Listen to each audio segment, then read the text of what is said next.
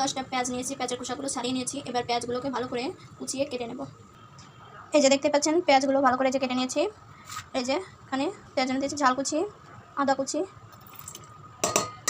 সামান্য হলুদ, সামান্য লবণ দেবো। লবণের সংখ্যাটা একটু কমই দেবেন, তাহলে খুব ভালো হবে।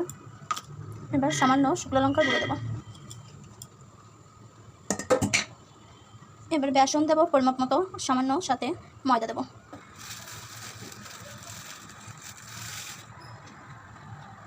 এবার সব কিছু ভালো করে মাখিয়ে নেব। এটাতে কোনো জল ব্যবহার করব না।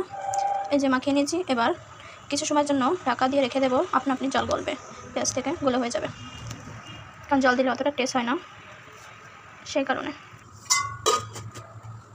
তো আধা ঘন্টা পরে যে চলে আসলাম, দেখুন এই যে পেঁয়াজ থেকে জলটা ছেড়ে দিয়েছে, দেখতেই পাচ্ছেন। আরও কিছুটা সময় রেখে দিতে পারলে আরও ভালো হতো, কিন্তু আমার কাছে সময় নেই, সেজন্য। তো এবার একটু ভালো করে মাখিয়ে নেব। দেখুন এই যে কতটা নরম হয়ে গেছে আপনা আপনি। কারণ এইভাবে যত সময় রেখে দেওয়া হয় ততটাই ভালো হয়। ভালো করে এভাবে মাখিয়ে নেব। তো এই যে ভালো করে মাখিয়ে নিয়েছি। তো এবার কড়াইটা গরম করে তেলটা দিয়ে দেবো। কড়াইটা গরম হয়ে গেছে, এবার তেলটা দিয়ে দেবো। আমি এখানে সাদা তেল ব্যবহার করেছি, আপনারা চাইলে সরষের তেলও ব্যবহার করতে পারেন, আপনাদের পছন্দ মতো করে নেবেন। কড়াইটা গরম হয়ে গেছে, এবার দিয়ে দেবো। আপনারা আপনাদের পছন্দের মতো শেপ দিয়ে নেবেন, আমি আমার পছন্দ মতো দিচ্ছি।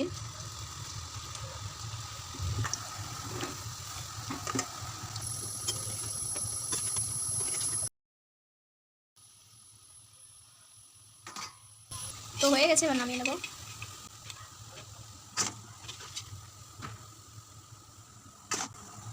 একইভাবে বাকিগুলো ভেজে নেব। এই যে দেখতে পাচ্ছ সবগুলো ভেজে নিয়েছি। এই যে একটা ভেঙে দেখাচ্ছি, দেখো মধ্যেই কত সুন্দর হয়েছে। যদি ভালো লাগে বাড়িতে একবার বানিয়ে খেয়ে দেখো। ধন্যবাদ।